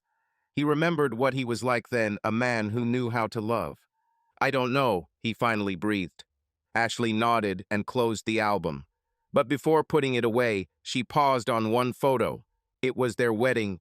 She is in a white dress, he is in a perfectly fitting suit, both glow with happiness. They looked at each other as if no one existed in the world except the two of them. I don't know either, Mark, she said quietly, running her fingers over the photo. But if we both don't know, maybe this means that all is not lost. Mark didn't answer. He simply finished his whiskey, feeling two forces fighting inside him, the past and the present. And he wasn't sure which one would win. Mark noticed the changes. They did not happen immediately, not abruptly, but smoothly, almost imperceptibly, like warm water that gradually heats up until it becomes scalding. He still didn't trust Ashley, still kept her at a distance, but something in their interaction had changed. Previously, he felt her presence as an annoying noise. She simply existed in the house, carried out her duties, and tried not to catch his eye. But now he felt her. Her look when she thought he didn't notice. Her breath when they accidentally ended up in the same room. Her movements were too careful, as if she was afraid to scare him away. And there were also touches. They started out innocently. She passed him a cup of coffee, her fingers barely touching his palm. She passed by in the narrow corridor, lightly brushing his shoulder. One day he was sitting at the kitchen table, concentrating on typing something on his laptop, when he felt her hand lightly touch his back. It was just a moment short, almost imperceptible, but he felt it. Previously, he would have pulled his hand back, moved away, and said something caustic. But now, he didn't move. Mark didn't understand what was happening to him. He was angry at himself for allowing these moments to linger in his memory. He tried to convince himself that it didn't matter, that it was still too fresh, too painful. And yet, her every touch left behind a strange warmth that I didn't want to throw away. He noticed something else. Sometimes, when she thought he wasn't looking, her lips would tremble, as if she wanted to say something but didn't dare. He saw how she closed her eyes after another accidental touch, as if trying to hold on to the moment. But he still wasn't ready. Not now. One evening, he walked into the living room and saw Ashley curled up on the couch with a book. Her hair was pulled back into a messy bun, and there was a look of fatigue on her face. She looked at him and smiled. Not broadly, not confidently, but carefully, as if she was testing his reaction. He felt something clench inside him. "Would you like some tea?" she asked quietly. He nodded. This was the first time in a long time. The first time he allowed himself to accept her care. The conversation happened unexpectedly. They sat in the kitchen, drinking tea. It was one of those rare nights when the tension between them eased a little. The silence was not oppressive, but rather cautious, filled with unresolved questions. It seemed that the air between them became denser, as if before a thunderstorm. Mark looked at the mug in his hands. Then, without looking up, he calmly said, "Have you thought about what you will do if the child is not mine?" Ashley winced. She clearly hadn't expected this question, but judging by the way her fingers tightened their grip on the handle of the cup, he knew she was thinking about it. "I thought for a long time." "Yes," her voice was quiet. "I will go to my mother." Mark slowly raised his head, peering into her face. "Will you just leave?" There was something between surprise and irritation in his voice. Ashley took a deep breath, as if preparing for a difficult conversation. "What else should I do, Mark? Stay here, seeing your face every day, knowing that the child is not yours, watch you hate me even more." Her eyes darkened with emotion. "I don't want to cause you more pain, and I don't want to. I don't want to force you to live with a child that doesn't belong to you." He bit the inside of his cheek. Something in her voice touched him. Determination, sadness, or maybe fear. "You understand that after this, we will never see each other again?" he said coldly. Ashley looked down and nodded. "Yes, understand." Mark clenched his fingers into a fist. He expected anything. Tears, hysteria, attempts to persuade him, but not such calm. She had already made her decision. She had already mentally said goodbye. He took a sip of tea, but the taste seemed bland to him. He felt everything boiling inside. Why did this make him so angry? Because he expected a fight. Did he expect that she would beg him to stay, that she would look for a way out? But no, she has already decided everything. And for some reason, this angered him more than any of her betrayals. "You're not fighting," he said. "You just give up." Ashley looked up at him. Fatigue splashed through them. "Do you want me to fight? Did you give me at least one chance?" Her voice trembled, but she did not raise it, did not shout. "You despise me, Mark. And perhaps you have every right to do so. I destroyed us. But I don't want to ruin your life any further. If the child is not yours, I will leave. I won't hold on to something that's already broken." Mark clenched his jaw, trying to suppress his emotions. He hated this conversation. He hated the fact that they had to discuss such things. Was it his child or not? Should he hope, or prepare for the fact that she will leave forever? "When will you leave?" he asked sharply. Ashley clenched her fingers on the cup, as if clinging to it as if it were the last point of support. "As soon as I get the DNA results. I'm not going to force you to take anything. I just want to know the truth." Mark turned away, barely containing his anger. The whole situation seemed wrong and painful to him. He wanted to just turn around and leave, but something forced him to stay. The question to which he was afraid to hear the answer. What if the child is still his? Then what? Can he live with her? Forgive? Give it a chance. He didn't know that either. All day Mark felt a growing tension. It seemed as if the air in the house had thickened, and every glance, every word only fueled the fire inside him. He tried to keep his distance, but something bothered him. Ashley was also tense, but tried not to get into conflicts. However, in the evening, everything fell through. "Why do you walk around with that face?" she suddenly said when he silently put the plate in the sink. "What is this?" His voice sounded harsh, evil, detached. "You act like I don't exist, and then you look at me like you're expecting me to say or do something wrong." Her voice was filled with anger. Mark exhaled in irritation. "What do you want, Ashley? So I can pretend that everything is okay, to forget that you—" He clenched his teeth without finishing. "I'm not asking you to forget," Ashley raised her voice. "But you act as if I'm already sentenced, as if I'm a mistake that you simply have to endure. I'm trying to fix something, but you don't even give me a chance." Mark clenched his fists. Anger and an incomprehensible storm of emotions boiled inside him. He didn't know what to say because every word got stuck in his throat. "What if I don't want to give you a chance?"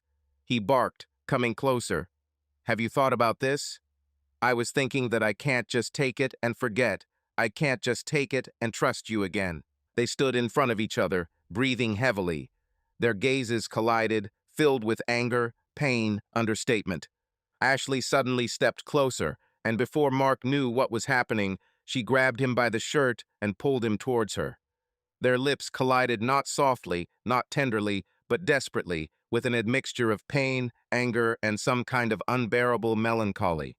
Mark didn't push her away. His body betrayed his mind, and the next second his hands were squeezing her waist, pulling her closer. He felt the taste of her breath, her warmth, her trembling. It wasn't right, but damn, it was real. But after a moment, he pulled away abruptly, as if waking up. He looked at her with wide eyes as she caught her breath, her lips still parted. Damn, he whispered, taking a step back. Ashley didn't move. Only her eyes shone in the twilight of the kitchen. This shouldn't have happened, Mark breathed, clenching his fingers into fists. He turned and quickly walked out of the room, leaving Ashley alone in the midst of a chaos of emotions that they both could not control. After that kiss, Mark couldn't stop thinking about Ashley. Her lips, her breathing, the heat that flared up between them, all this did not give him peace. He was angry at himself, at her, at their situation, but the worst thing was that he began to notice how his anger was gradually being replaced by something else. Something he didn't want to admit.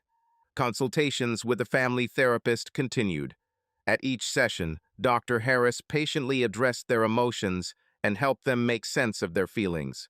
"You both have strong emotions for each other," he said at one of the sessions.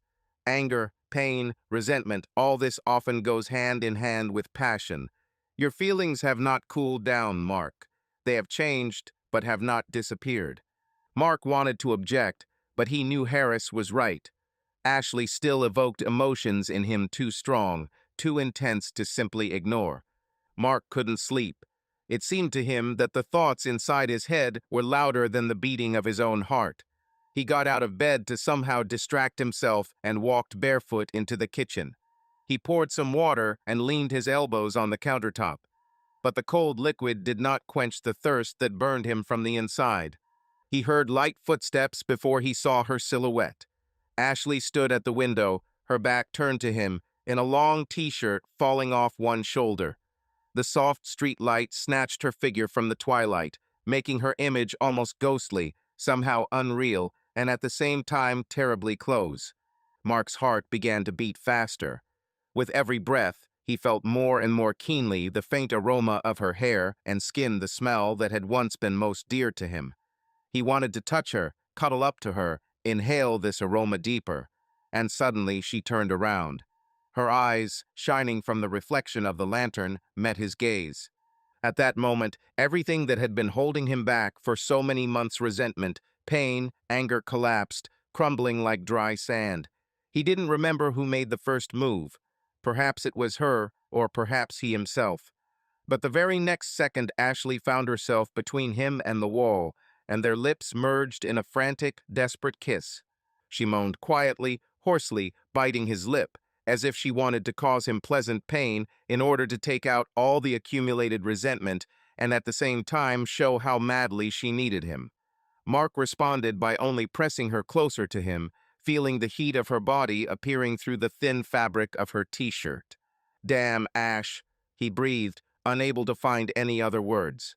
She ran her palms down his back, her nails hooking, leaving light scratches. As if she was testing how real he was, how much he could withstand her passion. He moaned into her lips, and in this groan you could hear everything. Anger at the situation, a wild craving for her, and insane relief from the fact that she was now in his hands. Mark's hands slid down, catching the hem of her t-shirt, and he unceremoniously pulled it over her head. Ashley arched, pressing her whole body against him. His skin burned under her touch. She greedily stroked his chest, shoulders, and ran her fingers along his neck. "Damn it," she whispered, opening her mouth slightly to gasp for air. How I missed this." He responded with a short groan, biting her lower lip, feeling her trembling, but not from the cold, from the rolling desire. They moved in the dim space of the kitchen, bumping into the table, almost knocking over the dishes. But they didn't care at that moment. The whole world shrank to two.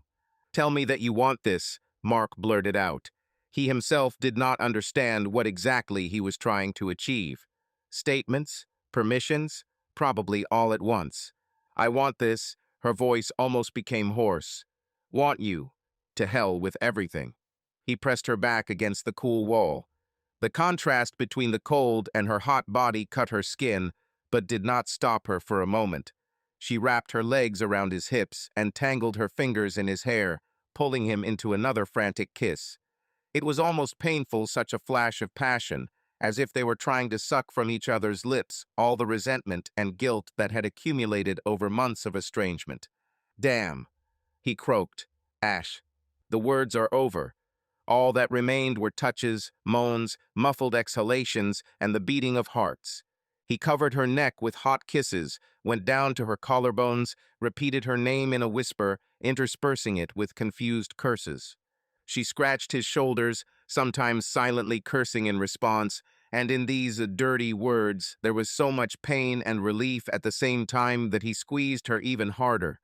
Each word became a new impetus, both literally and metaphorically, to lose myself in this crazy merger. When the tension finally reached its limit, they both stopped breathing for a moment, stopping as if all the air had left their lungs at once. At that moment, everything inside both of them exploded. Passion, anger, resentment, everything mixed into one deafening surge of feelings, and they drowned in it without trying to escape. After some time, it seemed like an eternity, but in fact only a few minutes. Mark slowly sank to the floor, pulling Ashley with him. They lay there, on the cool tiles, pressed against each other, panting, as if after a long run. "Did we just do something wrong?" she asked quietly. Mark was silent. He didn't know whether it was a step forward or a mistake, but for the first time in a long time, he felt not emptiness, but something completely different. The next day, Mark felt like a different person. A few hours ago, he could not tear himself away from Ashley. His hands themselves reached out to her, and now he again felt the same wall that he had been building between them for so long. He reminded himself that he couldn't trust her. He reminded me that there would be a DNA test soon. This word could not leave his head, reminding him that their entire current situation was just a temporary lull before the inevitable verdict. At breakfast, he sat opposite her, holding a cup of coffee. She looked at him with a cautious smile, but he did not answer her in kind. Instead, he took a sip, looking out the window. It was gray and cloudy outside, as if nature itself sensed his inner storm. "You're pulling away again," Ashley said quietly, putting her fork down on her plate. Her voice was level, but pain flashed in her eyes. Mark tightened his fingers on the cup. "I'm just thinking," he answered evenly. "About what?" She looked at him, but he did not look up. "About the future," he said after a long pause. "About what will happen after the DNA test." Ashley looked down, her fingers clenching nervously on the edge of the table. "I understand." He chuckled, shaking his head. "Understand? Don't think. You just live in hope that I can forget everything. But I can't. I can't just erase what you did from my mind." His voice was hoarse, and there was tension in it. She pursed her lips, not trying to justify herself. She knew his trust had been broken, and he understood that, despite their rapprochement, fear of the future had not disappeared. On the contrary, he became stronger. "I don't expect you to forget, Mark," Ashley finally said quietly. "I just hope that someday you can stop hating me." He glanced sharply at her. "It's not about hatred," he said. "The thing is, I don't know how to trust you again. I don't know what will happen next. If the child is not mine." Ashley tensed, her hands clenched tightly in her lap. "If it's not yours, I'll leave, Mark. I won't stop you from moving on with your life." "Okay," he answered dryly, feeling something squeezing unpleasantly in his chest. Mark was lost in thought all day. He left for work earlier than usual and stayed late, deliberately avoiding returning home. He couldn't work in the office. He looked at the laptop screen, but the words and numbers lost their meaning. He knew that the question that troubled him could not be solved by logic. He had no control over the test result. All he could do was wait. When he returned home, the lights were dim in the living room, and the untouched plate of dinner that Ashley had left for him sat on the table. He felt a strange pang in his chest, but immediately suppressed it. He couldn't afford to lose control again. Not yet. Time passed, the days dragged on slowly, but inexorably brought them closer to the moment of truth. Ashley became more and more vulnerable. Her movements slowed down. Fatigue appeared more often on her face. Pregnancy took a lot of energy from her, but she tried not to show it. Mark noticed how it became increasingly difficult for her to tie her shoelaces, how she struggled to get up from the sofa, how from time to time a grimace of pain appeared on her face, but she did not say anything, and he is also silent. He took care of her as best he could. I bought groceries and made sure that the house always had everything I needed. When he noticed that it was difficult for her to walk up the stairs, he unobtrusively offered his help. Sometimes I left tea with honey on the table for her, knowing that she had trouble sleeping at night. He did this silently, without words, and without unnecessary glances. He couldn't afford to open his heart completely to her again, but he couldn't leave her without support either. Ashley felt it. She noticed his gestures, but did not try to overestimate them. It was enough for her that he was nearby, that he did not turn away completely. She knew that he was still struggling with himself, with feelings that he could not completely bury. But something in their relationship began to change. He still kept his distance, but not so sharply. His hands no longer shook with anger when he accidentally touched her. He still avoided looking into her eyes for too long, but sometimes, when she wasn't looking, he found himself staring at her rounded belly, her hair falling in front of her face, the way she bit her lip when she was lost in thought. He was angry with himself for these moments, but he couldn't stop himself. One night Mark woke up from a faint noise. He walked out of the bedroom and saw her in the living room, sitting on the couch, rubbing her stomach, her eyes filled with emotions that he couldn't read. He wanted to go back, but froze. Her voice broke the silence. "He often moves at night," she said quietly, without raising her head, as if he was already ready to be born. Mark was silent, looking at her. There was something achingly warm about the scene. He felt a thin thread of connection appearing between them again. He wanted to say something, but the words got stuck in his throat. "Are you afraid?" he asked after a long pause. She nodded. Afraid, and not just childbirth. She took a deep breath, squeezing her fingers on her stomach. "I'm afraid of the moment when we find out the truth." Mark ran his hand over his face, sighing tiredly. "Me too." He sat next to her, not touching, not moving closer, but their breaths were already close enough to feel each other's warmth. He looked at her belly, at her thin fingers gently stroking the roundness, and suddenly realized that he could not imagine his life without this moment, without her. The thought scared him, but what scared him even more was the fact that he knew that despite everything, he still loved her. A few more days passed. Ashley became increasingly quiet and thoughtful. One evening, she stayed in the bathroom longer than usual, and Mark, worried, knocked on the door. "Ashley, everything is fine." "Yes, I'm just a little tired." Her voice sounded muffled. But when she came out, her eyes were red. He didn't ask if she was crying. She didn't explain. But that evening, when they ran into each other in the hallway, Mark raised his hand for the first time in a long time and brushed a stray strand of hair from her face. She froze, holding her breath, and he simply nodded and went into his room. Mark never considered himself a person who was afraid. He had gone through betrayal, hatred, pain, but now, sitting in the sterile corridor of the maternity ward, he felt fear squeezing his chest like an iron hoop. It seemed to him that time had stopped. The clock on the wall ticked unbearably slowly, each minute stretching into eternity. Ashley screamed outside the door. This sound pierced right through him. He clenched his fists, trying not to think about the fact that he couldn't do anything. The feeling of helplessness weighed on him more than he expected.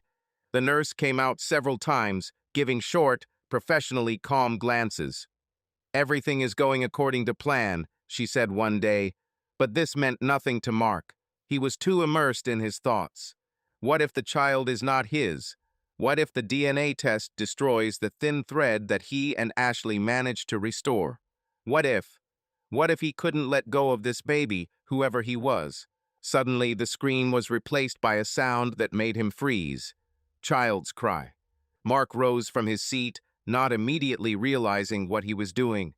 My heart was beating wildly, my blood was pounding in my temples. He never thought that just one sound could change him so much.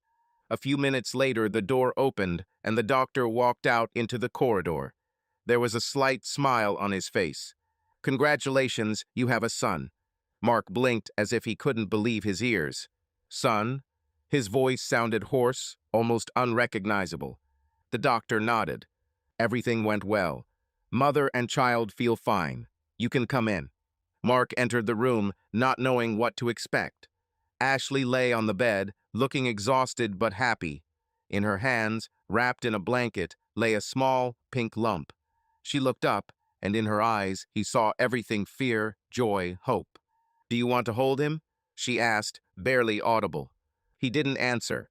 He just walked over slowly and carefully took the baby in his arms. The moment he looked into the tiny child, something inside him turned over. The lab lobby seemed to be several degrees colder than usual. Mark felt the unreality of the situation pressing on him. Every sound, every rustle echoed in his ears. Hundreds of thoughts floated around in confusion in his head, while he clutched a thin envelope in his hands, inside of which was the answer to the question that had been tormenting him and Ashley for the past months. They were invited into a small room, modestly furnished. A table, 2 chairs, a small sink, and some medical equipment along the wall. Apparently, this is where they had to wait for a laboratory representative who would talk about the test, describe the results, and answer possible questions. Ashley held a baby in her arms, wrapped in a soft white blanket. The baby snored quietly, sometimes winced with displeasure, and opened his eyes slightly, as if he understood that something was happening. "I'll be right there," Mark said in a whisper, smiling uncertainty at Ashley. He went out into the corridor to take a breath and calm down a little. On the walls hung posters advertising genetic tests, promising services ranging from establishing kinship to creating personalized diets. It seemed that this world of laboratory research was infinitely far from the chaos of feelings that was now raging in his soul. After being discharged from the hospital, Mark almost did not find a place for himself. Life changed rapidly. Instead of the usual worries about work, meetings, and plans, everything moved to the plane of a new reality, into the world of a tiny child with his fragility and helplessness. In the room they had previously arranged for the baby, there was a cradle, and there was the smell of baby lotion and clean diapers. But these pleasant details were drowned in oppressive anxiety. Every evening, when Ashley finally fell into a short, light sleep, Mark sat in the living room with his head in his hands. The thought that there was now a child in his house who might not be his was driving him crazy. He understood that he should trust Ashley, but the terrible "what if" did not give him peace. Scenes of their quarrels flashed before my eyes, moments when they were so close to breaking up that it seemed that nothing could be returned. Many times during those nights he tried to imagine what would happen if the test showed a disappointing result. How will he react?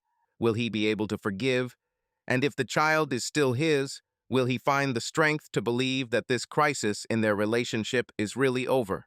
She felt every bit of his tension and saw how he did not dare to approach the child again, as if afraid of becoming attached ahead of time. Often I would wake up in the middle of the night, slip out of the bedroom, and find Mark sitting at the table, staring into space. She didn't know how to help him. Her own fears pierced her heart. If the test showed that Mark was not the father, then their marriage would probably cease to exist. It seemed to her that the misunderstanding between them was growing like an impassable chasm. Sometimes she wanted to persuade him to abandon this idea, but she understood. As long as the question hung in the air, it would corrode their relationship. We need the truth. They had to settle this once and for all. The day of the test has arrived. Ashley had a hard time bringing herself to eat. Mark hardly said a word at breakfast. There was a noticeable tension behind him, as if he had a knot tied inside him that could not be untangled. They got into the car and quietly drove to the laboratory. The road seemed longer than usual. The child behaved surprisingly calmly, as if realizing that his parents were on the verge of a nervous breakdown. In the nurse's office, everything happened almost like lightning. They took a DNA sample from the child, from Mark, from Ashley. Then there was a short speech about when the results would be ready, followed by nods of farewell. But this short interaction was filled with such tension that Mark left the office as if he had crawled out of there. The days of waiting turned into a test of strength. Ashley kept glancing at her phone, as if checking to see if an email had arrived. Mark kept himself under control, but inside he was torn by anxiety. He tried to spend time with the child, changing diapers, putting him to bed, even once helping Ashley give the baby a bath. At these moments, he felt how much he already loved the baby, how important it was for him to be there. But at the same moment, a feeling of guilt for his own doubts and suspicions suffocated him from within. At night, she again heard his steps in the living room, and sometimes, unable to restrain herself, she would quietly come up and lay her hand on his shoulder to feel his warm breath and remember that before all these problems, they were a happy, loving couple. When the letter from the laboratory arrived, Mark was sitting in the nursery, looking at photographs of happy moments of their family life on his laptop. He desperately searched for memories that could give him confidence in their relationship again. But every photo screamed how things had changed. He fell silent when he heard the warning signal. My heart sank. He looked at the screen for several seconds. Giannitas Laboratory, the results are ready. He couldn't believe that this very moment had come. But as he understood, it was no longer possible to delay it any longer. Opening the letter, he saw an attached file with a formal name. Clicking on it, he ran his eyes over the text, not yet realizing what he had read. 99%. The child was his, without a doubt. As if stunned, he sat staring at these numbers. And then everything in his soul collapsed, and at the same time fell into place. Fear, anxiety, shame, everything was mixed and flowed with a hot wave of relief. He didn't immediately hear Ashley's steps. She stood in the doorway, clutching the frame with her palms, afraid to take an extra step. Mark? Her voice was quiet, as if she was afraid to frighten away hope. He turned around, and their eyes met. In this silence, filled with the rhythmic breathing of the baby, it was as if they could hear each other without words. Mark just nodded and exhaled. He's mine. Ashley burst into tears. All the difficult emotions that she had been storing up inside came out in these tears. She walked up to Mark and, without letting go of the child, knelt down next to his chair. Mark carefully hugged her and the baby, holding them close to him, as if wanting to make up for all those weeks and months when doubts accumulated in him. At that moment, it seemed that all the accumulated negativity had dissipated, like clouds of fog under the morning sun. They didn't talk about the past or the reasons for his fears. They just understood that everything was finally over. After the test results confirmed that the child was his, something inside Mark finally broke down, or, conversely, got fixed. All this time he had been holding on to cold self-control, to anger, to fear, but now he had no reason left to continue to hate. He looked at Ashley, thin, tired, but still so dear, and realized that he did not want to lose her. I can't live in this hatred anymore, he said one evening as they sat in the living room. I tried to convince myself that I didn't care, that it's all over between us, but this is not true. Ashley looked at him with hidden hope, but did not dare to speak first. I forgive you, Mark said quietly. Not for the sake of the child, not because it's necessary, but because I want to be with you. I want us to try again. Tears streamed down her cheeks, but this time they were tears of relief. She covered his hand with hers, squeezing it as if she was afraid he would change his mind. The next day he went to court and withdrew the divorce petition. Signing the papers, Mark felt calm for the first time in a long time.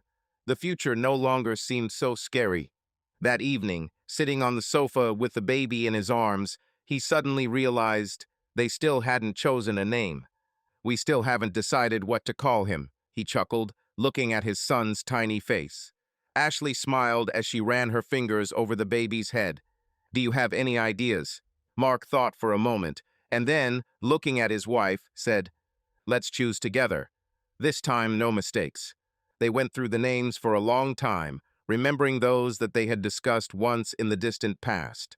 Mark suggested several strict options, Ashley was leaning towards something softer. In the end, after much deliberation, they agreed on one thing. "What about Liam?" Ashley suggested, looking at her husband. Mark looked at the baby, then back at Ashley, and the corners of his lips twitched into a faint smile. "Liam," he repeated. "Yes, I like it." Ashley smiled and kissed her son's forehead. "Welcome to this world, Liam." Several months have passed. Life has not become ideal, but it has become real.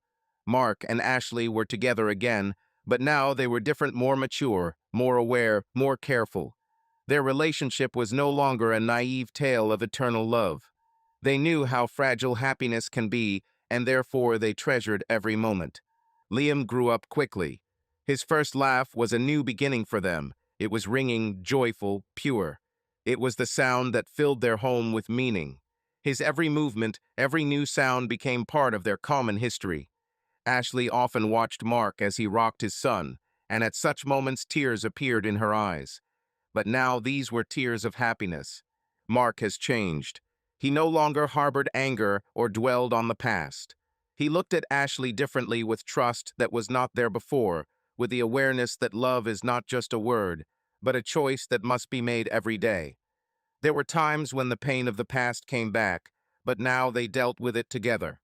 One evening, they were sitting in the backyard, enjoying the warm summer air. Liam was sleeping in his stroller, and Mark was holding a bottle of beer, lazily swinging his leg. Ashley sat next to him, wrapped in a blanket, her head resting on his shoulder. "Are you happy?" she suddenly asked. Mark looked at her, then turned his gaze to his sleeping son.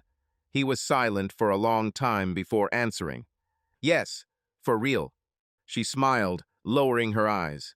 "Me too." Mark took her hand, intertwining their fingers. They sat there in silence, listening to the wind, the sounds of the night, Liam's rare sighs. They didn't need words. They knew they had a future. They knew they had a second chance. And this time they weren't going to let him go.